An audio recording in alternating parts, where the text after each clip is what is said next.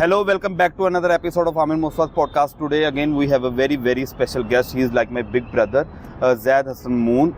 Basically he is actually the senior vice president of Hafiz Center Market. हम इस time मौजूद भी है हफीज सेंटर मार्केट की छत पर हैं, रूफ टॉप पर हैं और आप मेरे ये पीछे देखें कितना खूबसूरत नज़ारा है जो आपको नज़र आ रहा होगा. Basically we will try to find out, आज हमने जिसके ऊपर बात करनी है हफीज सेंटर की हिस्ट्री के ऊपर बात करनी है. And we will try to find out the basic history के who was the actually person जिन्होंने ये हफीज सेंटर को बनाया था, कब बनाया था और क्या सोच कर बनाया था. फिर जब ये बनाया गया उसके बाद इसमें ज़रा थोड़ा सा एक और इंकशाफात हुए कि यार ये बेसिकली यहाँ पर नशइयों ने अपना डेरा बना लिया था. एक टेलर आया था, उसने अपनी एक छोटी सी दुकान बना कर 4-5 और दर्जी आके उन लोगों ने अपनी दुकान बना ली.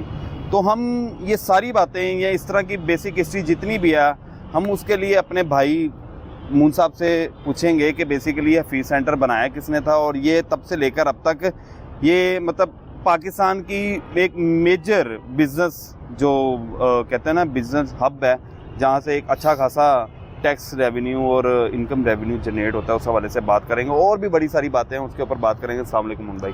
जी वालेकुम सलाम. क्या हाल है आमिर भाई? ठीक है, आप खैरियत से? अल्हम्दुलिल्लाह, आप बताएं खैरियत से हैं? जी अल्हम्दुलिल्लाह. First of all thank you so much for your kind time. और आप ये सोच रहे होंगे कि आपने आज मेरे ऑफिस में क्यों नहीं रिकॉर्डिंग की.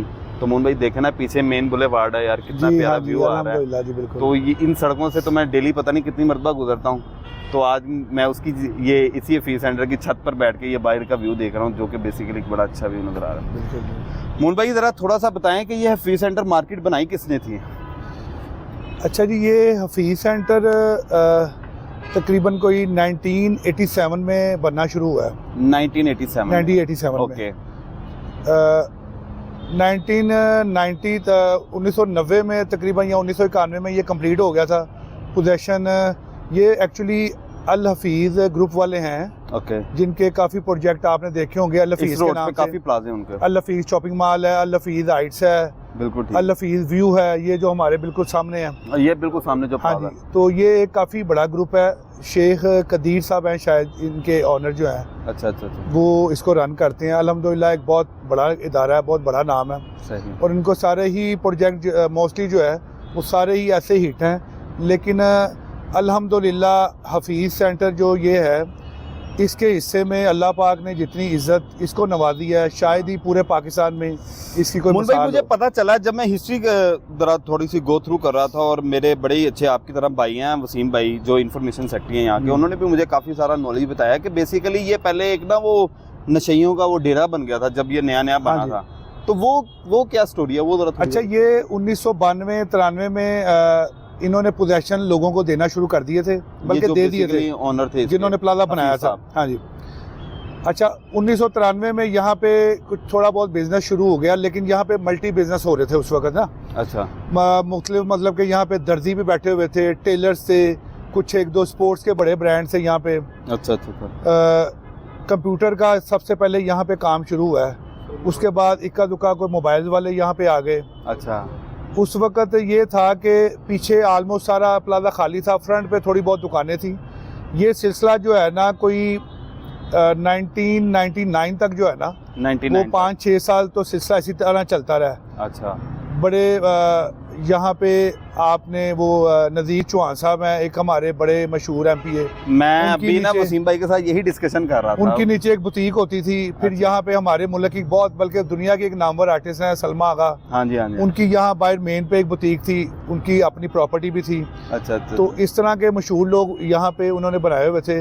यहाँ पे रैंगलर के नाम से एक बड़ा मशहूर स्पोर्ट्स का नीचे था जो है. फिर और भी मुख्तलिफ ब्रांड यहाँ पे काम करते रहे. नज़ीर चौहान साहब ने यहाँ पे कब अपनी दुकान बनाई थी? वो बेसिकली पहले टेलर थे. हाँ जी. 93-94 में जो है ना 1993-94 में वो बैठे हुए थे, लेकिन 2000 से पहले वो शिफ्ट हो गए थे यहाँ से. क्योंकि 2000 तक तो मामला इसी तरह चलता रहा. अच्छा. कि मुख्तलिफ मल्टी यहाँ पे बिजनेस होते रहे. लेकिन असल जब बूम प्लाजे को आया ना वो 2000 के बाद ही आया. अच्छा. 2000 में जो कुछ चंद मोबाइल वाले बैठे थे, 1-2 नाम बड़े थे, जिसमें एक AA मोबाइल था, एक बहुत बड़ा नाम था लाहौर का. अच्छा. बल्कि पाकिस्तान का. अच्छा. एक फ्यूचर मोबाइल से था. अच्छा. ये मोबाइल के 2-3 इंपोर्टर थे. सही. ठीक है जी. जो बाहर से सामान मंगवाते थे और पूरे लाहौर में डिस्ट्रीब्यूट करते थे. अच्छा. बल्कि पूरे पंजाब में डिस्ट्रीब्यूट करते थे. अच्छा. तो उन्होंने यहाँ पे काम शुरू किया सबसे पहले। उसके बाद फिर 2000 में ही यहाँ पे एक अल हफीज़ मोबाइल के नाम से एक इदारा बना, जिसके जो ऑनर थे वो फ़याज़ भट्ट साहब थे। उन्होंने एक अपनी छोटी सी दुकान मोबाइलों की बनाई थी। सही। बस 2000 के बाद जो है ना फिर मोबाइल्स और कंप्यूटर का यहाँ पे एक जो है ना प्लाजे को भी बूम आया, और बिज़नेस में भी यहाँ पे एक जो है ना वो जिद्दत आनी शुरू हुई 2000 के बाद। सही। उसके बाद फिर 2000 से 2008 तक 2001 में मैं यहाँ पे हफीज़ सेंटर में आया था। ठीक है, इधर गुजरात तक हमारे पास लोग जो थे ना, कस्टमर गुजरात तक लोग हफीज़ सेंटर आते थे। इधर साहिवाल तक लोग जो है वो यहाँ पे मोबाइल लेने आते थे, क्योंकि उस वक़्त सराउंडिंग में किसी भी मार्केट में, किसी भी शहर में जो मोबाइल, बड़े मोबाइल थे ना, तक कोई इस तरह का हाँ होता बड़े मोबाइल थे ना, जो वो लोग इधर लेने आते थे। जो उस वक़्त कोई मिल ऑनर से, कोई फैक्ट्री ऑनर से, जो कह लें कि एक अमीर तबका था, वो सारा इधर आता था हफीज़ सेंटर मोबाइल लेने। क्योंकि जो बड़े मोबाइल थे, महंगे मोबाइल जिसको आप बोलते हैं, वो सिर्फ उस वक़्त एक मार्केट हफीज़ सेंटर थी पूरे पंजाब में। ओके। उसके बाद 2008 में जो है ना फिर ये मोबाइल्स का बिज़नेस दूसरे शहरों में फैलना शुरू हुआ, कंप्यूटर का बिज़नेस दूसरे शहरों में फैलना शुरू हुआ। उसके बाद फिर जो है इसमें चेंजिंग आती रही, फिर थोड़ा बहुत जो है ना वो up and down Hafeez centre में चलता रहा। आपको याद होगा कि 2000 जब मुशर्रफ साहब ने टेक ओवर किया मुल्क को 1999 में। सही। तो उसके बाद एक प्रॉपर्टी में बहुत ज़्यादा बूम आया था। आपको याद होगा कि जब फाइलें सिस्टम शुरू हुआ था, फिर एकदम लोगों के पास पैसा आना शुरू हो गया। ये सिलसिला रहा को 2004-05 तक। प्रॉपर्टी जो हमारे लाहौर के सराउंडिंग की थी सारी प्रॉपर्टी, वो एकदम बहुत ज़्यादा बढ़ गई।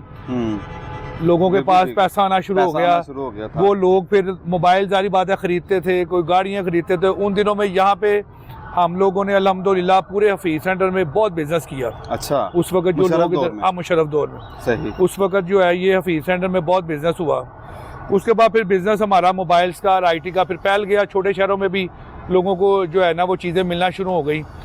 तो फिर थोड़ा सा डाउन जो है हफीज़ सेंटर होना शुरू हो गया। लेकिन फिर भी अल्हम्दुलिल्लाह हफीज़ सेंटर जो है वो एक ऐसा नाम है, शायद ये अल हफीज़ एक अल्लाह के एक नामों में से एक नाम है, जिसकी बरकत जो है वो, जिसकी रहमत है इस प्लाजे के ऊपर, कि इधर मेरे सामने मैं तो खैर एक हुई हूँ, और भी बहुत लोग हैं जिनको मैं जानता हूँ कि जो खाली बेचारे उस वक़्त बिल्कुल आए थे खाली जीरो से, तो आज अल्हम्दुलिल्लाह वो यहीं से अरबोंपति भी बन गए हैं, करोड़ोंपति भी बन गए हैं। इस प्लाजे ने बहुत लोगों को इज्जत दी है, बहुत लोगों को नवाजा। बेसिकली ये हफीज नाम की वजह से आप कह रहे हैं? जी बिल्कुल, ये अल हफीज जो नाम है ना वो एक अल्लाह का नाम है, जिसकी बहुत बरकतें हैं इस प्लाजे पे, और हमेशा ही इस प्लाजे पे अल्लाह की खास रहमत रही है। ठीक है। अच्छा मुन भाई एक बात बताएं, जब आपने बताया कि 1990 से मुशर्रफ दौर के बाद जब मुशर्रफ ने टेक ओवर किया, उसके बाद इसकी असल जो साख थी वो बदलना शुरू हुई। जी बिल्कुल।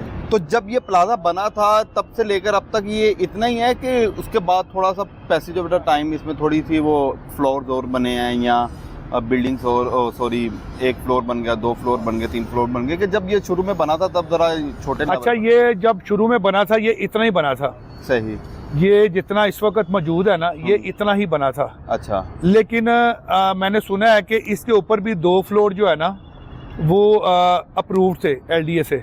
इसके ऊपर मजीद? हाँ जी, ये 4 फ्लोर है ना, मतलब 2 बेसमेंट है, एक ग्राउंड और बेसमेंट, और 4 फ्लोर ऊपर हैं, टोटल 6 फ्लोर हैं। लेकिन उसके ऊपर भी 2 फ्लोर अप्रूव थे। सही। लेकिन शायद उस वक्त कोई डिस्प्यूट हो गया था, तो इसलिए फिर वो जो मालिकान थे उन्होंने ऊपर 2 फ्लोर नहीं बनाए। वो फिर इसको जो है ना वो इसी हालत में छोड़ के वो उन्होंने अगले प्रोजेक्ट की तरफ वो चले गए। अच्छा, ये जिस तरह मैंने अभी आपको बताया कि 2000 से लेके तो 2005-06 तक तो बिज़नेस यहाँ पे अल्हम्दुलिल्लाह अच्छे पैमाने पे होता रहा, बड़ा बिज़नेस होता रहा।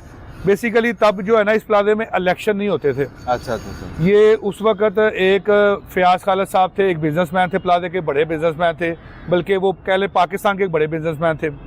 वो यहाँ पे फ़याज़ खालिद भी यहीं पे बिलोंग करते थे। सही। उनका भी इधर कंप्यूटर से रिलेटेड बिज़नेस था, तो वही सदर थे यहाँ पे।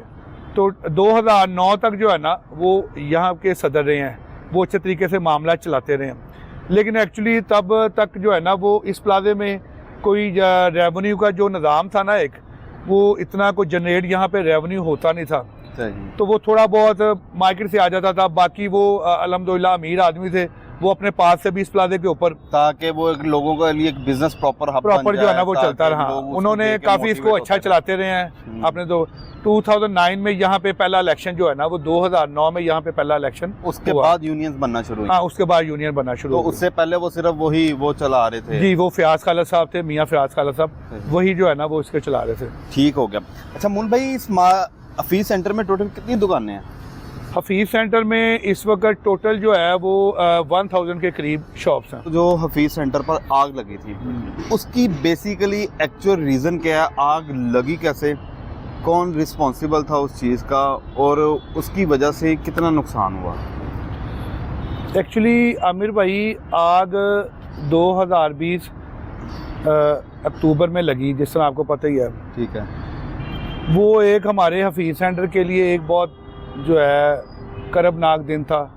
ठीक है, बहुत लोगों का सरमाया, उसमें करोड़ों रुपए हमारे सामने लोगों का नुकसान हुआ।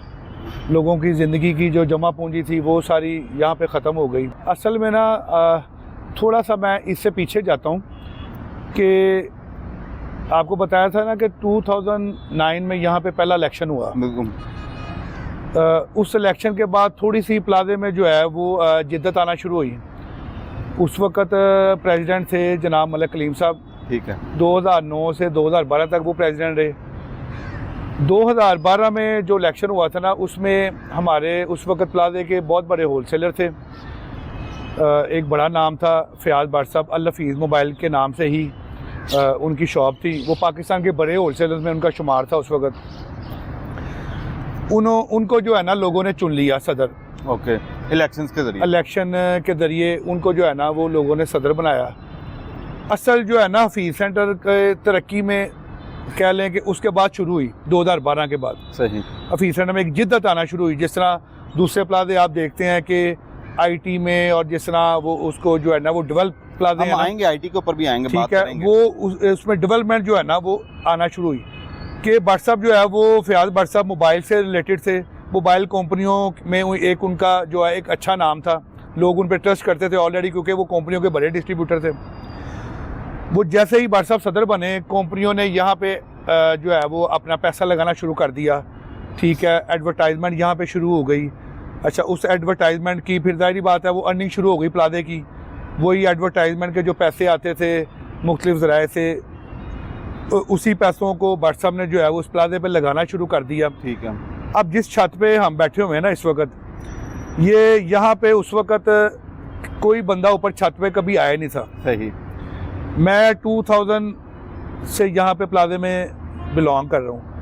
मैं यहाँ पे कह लें कि तकरीबन 15 साल कभी छत पे आया नहीं था। अच्छा, आज इसका मतलब फिर आपको थैंक यू बोलना चाहिए यार मुझे कि मैं आपको हाँ, इधर छत के ऊपर बहुत ज़्यादा पानी की टैंकियाँ लगी होती थी।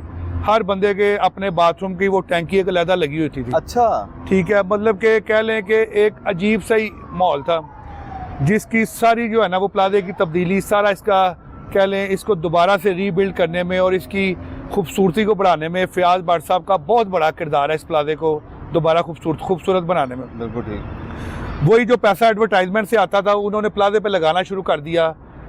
फिर एक वक्त ये आया कि पूरे पाकिस्तान में ये एक मिसाली प्लाजा बन गया। यहाँ पे उस वक्त में इस रोड के ऊपर आपने देखा, इधर भी इससे बहुत जदीद प्लाजा बना हुआ है। बिल्कुल। ये पीछे भी बहुत बड़ा एक नाम है प्लाजे का, आई टावर के नाम से बहुत बड़ा प्लाजा। ये सामने भी प्लाजे हैं, बहुत मशहूर बड़े प्लाजे हैं। लेकिन अल्हम्दुलिल्लाह जितनी इज्जत अल्लाह पाक ने इस प्लाजे को दी है वो किसी के हिस्से में नहीं है। बिल्कुल। इसमें एक बहुत बड़ा क्रेडिट जो है वो फयाज भट्ट साहब को जाता है। उन्होंने यहाँ पे एक जनरेटर लगाया जिसकी पूरे पाकिस्तान में मिसाल नहीं थी।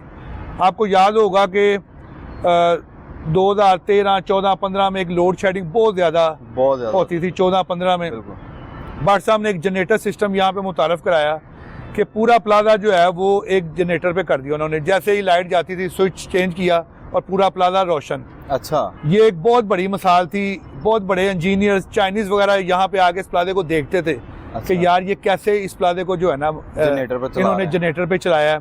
उसके बाद फिर यहाँ पे एक चिलर लगाया, पूरे प्लाजे को सेंट्रल एयर कंडीशन भट्ट साहब ने किया। वो प्लाजे की जो एडवर्टाइजमेंट की जो पैसे आते थे वो इधर प्लाजे पे लगते रहे और अल्हम्दुलिल्लाह ये एक मसाली प्लाजा बन गया। लेकिन उसके बाद ये हुआ कि चंद मुफाद परस्त लोग इस प्लाजे में आए, उन्होंने यहाँ पे कुछ ताजरों के साथ साजबाज किया, कुछ कह लें कि पैसों की जो है ना इस प्लाजे में इलेक्शंस पे पैसे शैसे लगाए, उसकी वजह से जो है ना वो भट्ट साहब एक इलेक्शन लूज़ कर गए। 2012 से 2018 तक मुसलसल भट्ट साहब प्रेसिडेंट रहे। 2018 में एक इलेक्शन हुआ जिसमें पैसे का इस्तेमाल हुआ, पैसे से वोट ख़रीदे गए, पैसे से लोगों का ज़मीर ख़रीदा गया। वो पैसे दे के कुछ लोगों को, चंद लोगों को, ये नहीं है कि पूरे प्लाजे में, क्योंकि अल्हम्दुलिल्लाह यहाँ पे बहुत गयूर ताजर हैं, अच्छे ताजर हैं, लेकिन आपको पता है कि अच्छे लोगों के साथ हर जगह के कुछ बुरे लोग भी होते हैं। बिल्कुल। वो चंद लोगों ने पैसे की वजह से अपना वोट डाला, खरीद लिया, मलक कलीम साहब को डाला। मलक कलीम साहब इस प्लाजे में आए जिनका यहाँ पे कोई कारोबार नहीं था, वो यहाँ पे बने प्रेसिडेंट। उसके बाद वही पैसे जो है उसकी कह लें कि बंदर बांट हुई। उन्हीं यहाँ पे एक पूरा फायर फाइटिंग का सिस्टम भट्ट साहब ने लगाया हुआ था अपने दौर में, जिसको जो है वो एक ध्यान ना करने की वजह से वो सारा सिस्टम जो है वो क्रैश हो चुका था, सारा सिस्टम क्रैश हो गया। जब प्लाजे में आग लगी 2020 में, उससे पहले भट्ट साहब के दौर में भी थोड़ी बहुत आग लगती रही है, लेकिन वो अल्हम्दुलिल्लाह सिस्टम एक ऐसा बना हुआ था प्लाजे का अपना भी कि फायर फाइटिंग का, वो कि फौरी तौर पे सिक्योरिटी गार्ड बड़े लेवल पर या ताजर जो है वो उस पर काबू पा लेते थे ऑन द स्पॉट, क्योंकि वो सारा एक ये टैंकियाँ शैंकियाँ मैं आपको भी दिखाता हूँ, विजिट कराता हूँ कि प्रॉपर टैंकीज बनी हुई थी, नीचे नोजल्स लगी हुई थी, फायर फाइटिंग का एक पूरा निज़ाम था, सिलेंडर थे और चीज़ें थी जो फायर फाइटिंग से रिलेटेड होती हैं। लेकिन 2020 में वो उन चीज़ों पे बिल्कुल भी ध्यान नहीं किया गया। जब 2020 की आग लगी, हफ्ते की रात थी, इतवार की कह लें कि दिन चढ़ रहा था, 3 साढ़े 3 बजे का टाइम था। प्लाजे में बिल्कुल एक छोटी सी आग लगी, लेकिन जब गार्डों ने उसको बुझाने की कोशिश की, जब उन्होंने नोजल पकड़ी, पाइप, वो आग लगी कैसे? वो उस आग लगने का क्या वजह? अच्छा, वो जो आग जो हमारे इदारों ने उसको जो एक रिपोर्ट बनाई, इनिशियली रिपोर्ट बनाई, उसमें जो है इलेक्ट्रिसिटी का उसमें बयान किया गया, फॉल्ट आया। ठीक है, उन्होंने कहा कि शॉर्ट सर्किट की वजह से ये आग लगी है, जो कि आज तक एक मुअम्मा तो है। ठीक है, बाय चांस एक प्लाजे की इन्वेस्टिगेशन कमेटी बनी थी, उसका भी मैं मेंबर था, उसमें चंद प्लाजे से ही लोग थे, उसका मैं भी एक मेंबर था। तो मैंने सारी जो है ना वो इन्वेस्टिगेशन उस पर की कुछ लोगों के साथ मिलके। वो एक रिपोर्ट हमारे पास है, वो मैं आपसे शेयर भी करूँगा। तो आपको ये बता रहा था कि जब प्लाजे में लगी आग तो हमारे गार्ड ने उसको बुझाने की कोशिश की, लेकिन जब किसी गार्ड ने पाइप पकड़ा, उसके आगे नोज़ल नहीं थी। अगर नोज़ल नहीं थी किसी के आगे तो उसमें पानी का प्रेशर नहीं था। अगर पानी का किसी पाइप में प्रेशर आया तो वो टैंकी खाली थी ऊपर। वो इस तरह की नेग्लिजेंसीज जो है ना वो पाई गई, जिसकी वजह से आग जो है ना वो एकदम बढ़ गई। वो जब तक हमारे रेस्क्यू वाले इदारे को पहुँचे यहाँ पे, तब तक जो है ना वो एक दुकान पे आग लगी, वो काफ़ी दुकानों तक फैल चुकी हुई। रेस्क्यू वाले कब पहुँचे थे? रात को। रेस्क्यू वाले अच्छा हुआ ये कि आग जो थी ना वो लगी हुई थी तकरीबन कोई 3:30 पौने 4 बजे के करीब, सुबह के वक्त। हाँ जी, लेकिन हमारे जो उस वक्त इंतजामिया थी उनको 1.5 घंटे बाद पता चला आग लगने का। वो तब तक तो आग फैल चुकी थी। अब जब 1.5 घंटे बाद पता चला, उसके वो 15-20 मिनट बाद रेस्क्यू वाले भी आए। उन्होंने कोशिश की अपने तौर पे बुझाने की, लेकिन वो आग बढ़ती गई। कुछ उस वक्त हमने अपनी आंखों से देखा सारा कुछ कि रेस्क्यू की भी थोड़ी बहुत जो है ना उसमें गफलत थी कि वो प्लाजे को आग बाहर से बुझा रहे थे, हालांकि उनको अंदर आगे बुझाना चाहिए था। वो बाहर से पानी मार रहे थे, वो आग बजाय बुझने की वो आगे की तरफ वो जा रही थी आग, कि जिसकी वजह से वो एक दुकान पे आग लगी, 207 दुकानें जो हैं वो राख का ढेर बन गई।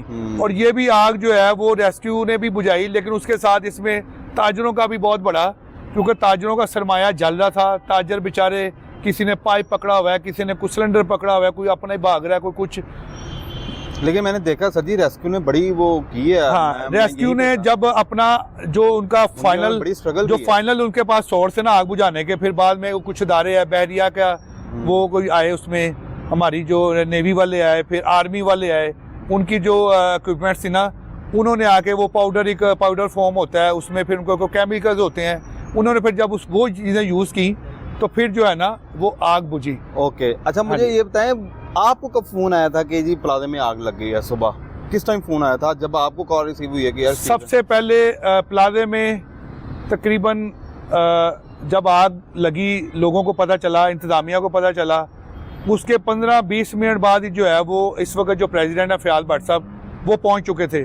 एक ताजर ने जो है उनको कॉल की कि भट्ट साहब प्लाजे में आग लग गई है। वो उस वक्त फजर के लिए उठे हुए थे भट्ट साहब, और वो फौरी तौर पे प्लाजे में पहुंचे तो उनके सामने ये सारा मामला हुआ है। उनको पता था कि ये आग पे मैं काबू पा सकता हूँ क्योंकि सिस्टम उन्होंने लगाया हुआ था, लेकिन अलमिया वही है जो मैंने अभी आपको बताया है कि भट्ट साहब ने भी जिस तरह किसी पाइप को पकड़ा तो आगे नोजल नहीं थी, अगर नोजल है तो उनका प्रेशर नहीं है, फिर वो पाइप को आपस में दूर लेके जाने के लिए आपको पता है वो कनेक्ट करना पड़ता है, वो नोजलें शोजलें और वो कनेक्टर नहीं थे उसको। बिल्कुल ठीक। हाँ जी। मून भाई, नुकसान कितना हुआ था जब आग लग गई? सारा कुछ हो गया। मैंने यहाँ पर देखा बहुत से दुकानदार रो रहे थे बेचारे, यकीन करें, मतलब इतना सीनियर और मैच्योर बाय फेस लग रहे थे वो, लेकिन वो रो रहे थे सर पकड़ के। सर जी, असल में ना ये जिस फ्रंट पट्टी पे आग लगी थी ना, इस फ्रंट पे ना तकरीबन कोई सारे ही कह लें कि 70% इम्पोर्टर बैठे थे, जो जिनका बड़ा बिजनेस था, जो होलसेलर से, जो खुद इंपोर्ट करते थे, जिनके गोदाम थे बड़े बड़े। और वो थी भी हफ्ते की रात। वो लोगों की एक हफ्ते को होती है ना, होलसेलर्स की एक कह लें रिकवरी होती है, सारे पूरे प्लाजे में से या पूरे पंजाब में से उनकी रिकवरी होती है।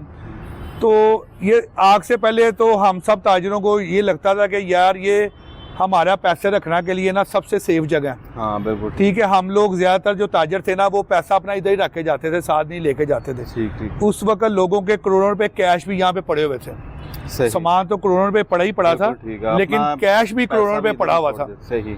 तो वो सारे क्योंकि होलसेलर बैठे थे तो इसलिए नुकसान जो है ना वो ज्यादा होने की वजह यही थी कि कुछ लोगों को यहाँ पे एक आध दिन पहले कंटेनर आए थे, वो सारा सामान भी लगा हुआ था। कंटेनर, एक वो सामान आया उसका कैश पे किया, एक पहले से सामान दुकान में पड़ा हुआ था, दूसरा ये कि कैश भी पड़ा हुआ। अगर हम इसको टोटल नुकसान को अगर एक एस्टिमेट करें तो ये करोड़ों में नहीं था, अरबों का नुकसान हुआ है। कितने अरब? मतलब ये कह लें कि 4-5 अरब के करीब उस प्लाजे का ना उस आग की वजह से नुकसान हुआ है। अच्छा। हाँ जी, 4-5 अरब रुपया। क्योंकि वो करोड़ों रुपया तो जो बिजनेसमैन थे उनका तो नुकसान हुआ ही हुआ। ठीक है। करोड़ों रुपए, कई लोगों का तो 1.5-2 करोड़ रुपया कैश पड़ा हुआ था। ठीक है। सामान तो एक अलग चीज थी। कई लोगों का करोड़ों रुपए की इन्वेंट्री पड़ी हुई थी, जो सारा के कुछ भी जिनको मोहलत ही नहीं मिली कुछ निकालने की। तो जब आग लग गई, आग लगने के ठीक है काफ़ी सारी लोगों ने कोशिश की, फायर ब्रिगेडियर वालों ने, रेस्क्यू वालों ने उसको आग को बुझाने की, आग बुझ गई। उसके फिर कितनी देर बाद आप लोगों ने ये प्लाजे को दोबारा ओपन किया? अभी हम उसकी रेनोवेशन की नहीं बात कर रहे। जी। मतलब वो कह रहे थे ना कि यार इतना कि वो फायर ब्रिगेडियर वालों ने वो पानी से उसको आग को रोकने की कोशिश की है कि अब तो नीचे एक नहर बन गई है बेसमेंट में, तो अब तो वो दोबारा से पहले तो उस पानी को निकालना पड़ेगा, फिर जाके वो जो नीचे वाला ग्राउंड फ्लोर है और फर्स्ट फ्लोर है वो ज़रा सेफ है, तो वो लोग अपना बिजनेस स्टार्ट करेंगे। तो वो कब काम स्टार्ट हुआ था? असल में ना उस वक्त गवर्नमेंट ने फौरी तौर पे प्लाजे को जो है वो बंद कर दिया था। ठीक है।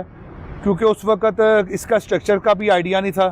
ठीक है। उस वक्त फिर एक कमेटी बनी गवर्नमेंट लेवल पे, उस कमेटी ने जो है वो अपनी रिपोर्ट्स वगैरह देनी थी, तब तक उन्होंने होल्ड कर दिया।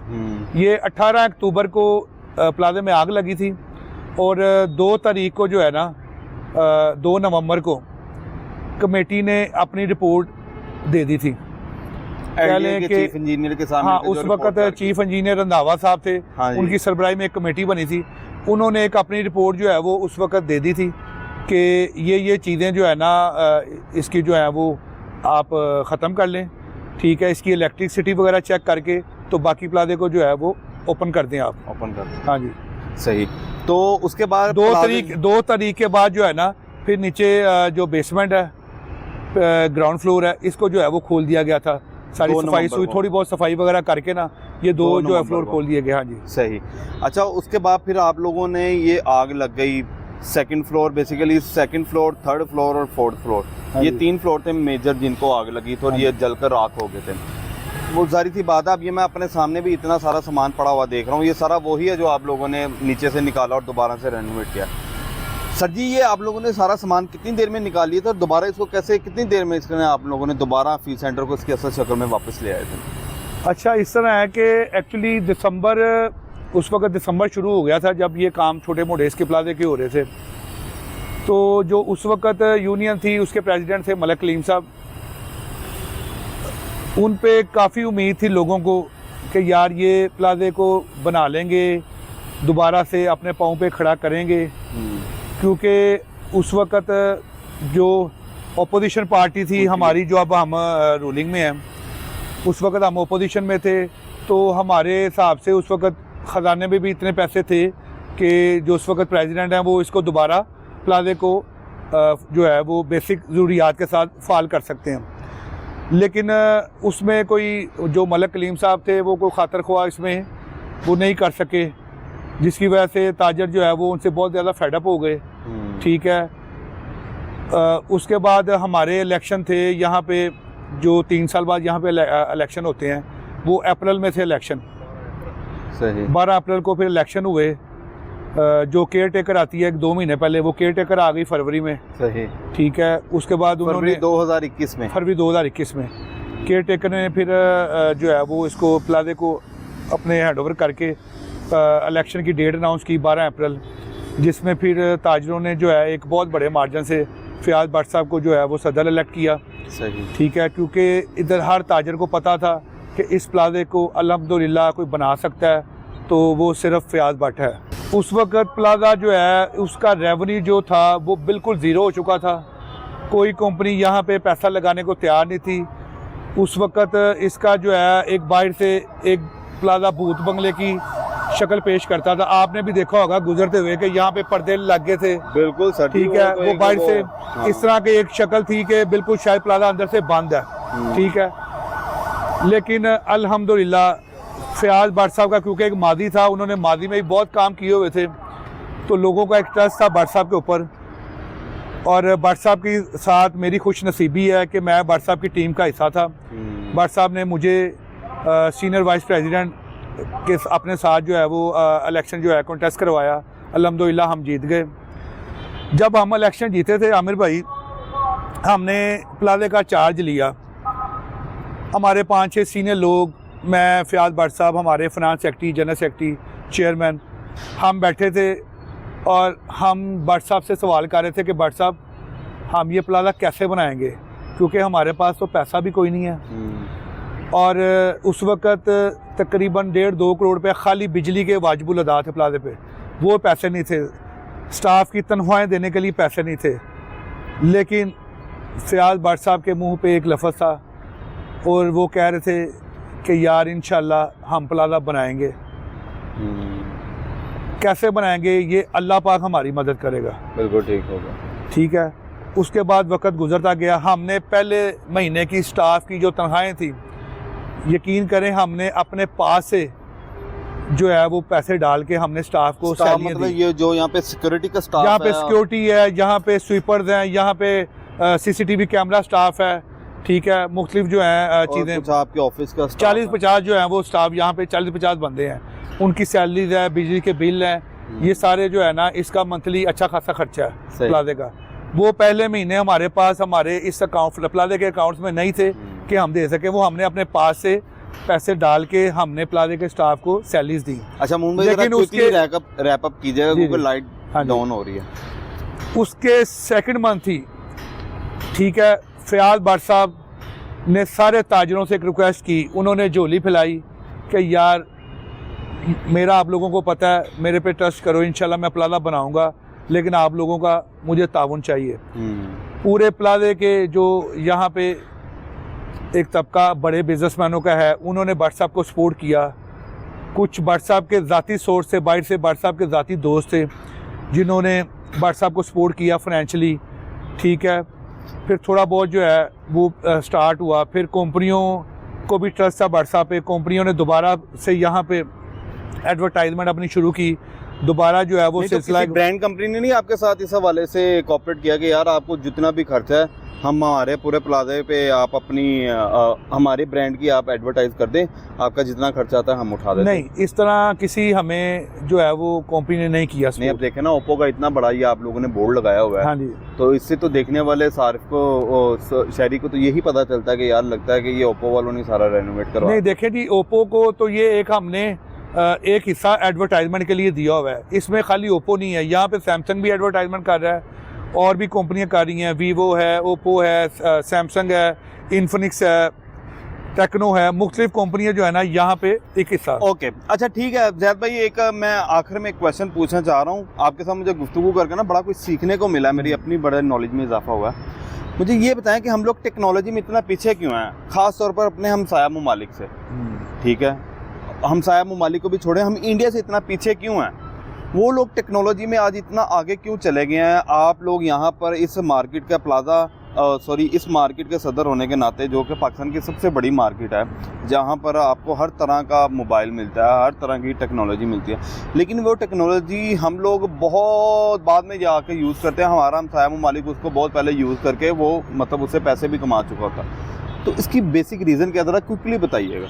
अच्छा आमिर भाई, इस तरह है कि ये सवाल तो जो आपने किया ना, ये एक बड़ा तलख सवाल है। अच्छा, ये हमारे लिए जो है एक बड़ा तलख सवाल है कि जिस तरह आप हमसाया ममालिक की मिसाल दे रहे हैं, हमारे हमसाया मुल्क में आईटी को जो है जिस तरह की सहूलियात दी जा रही हैं आईटी डिपार्टमेंट को या आईटी से रिलेटेड बिजनेस को, वो हमारे यहाँ पे बिल्कुल भी नहीं है। और हमारे यहाँ पे हमेशा से ही गवर्नमेंट ने जो है ना, वो कह लें कि आईटी के साथ एक जिस तरह होता है ना कि नारवा सलूक हमेशा से रखा है। ठीक है, एक्चुअली आईटी की प्रोडक्ट पे बजाय रिलीफ देने के ना इतनी ज़्यादा ड्यूटीज रखी हुई हैं कि एक चीज़ है वो इसीलिए उनके पास पहले आ जाती है, हमारे पास कुछ चंद साल या चंद महीने बाद आती है। उसकी वजह यही है कि हमारी गवर्नमेंट जो है ना उस पर ड्यूटीज़ पे अगर रिलीफ दे तो हमारी ड्यूटीज़ बहुत ज़्यादा यहाँ पे। एक्चुअली जो वजह है ना, वो आईटी की प्रोडक्ट हैं, उस पर ड्यूटीज़ बहुत ज़्यादा हमारी गवर्नमेंट रख लेती है। हालांकि अगर गवर्नमेंट उस पर रीजनेबल ड्यूटी रखे, ठीक है, वही चीज़ यहाँ पे आए, वही चीज़ हमारे स्टूडेंट यूज़ करेंगे आईटी के वाले से या हमारे बिजनेसमैन यूज़ करेंगे, तो उसका फ़ायदा जो है वो हमारे पूरे मुल्क को होगा।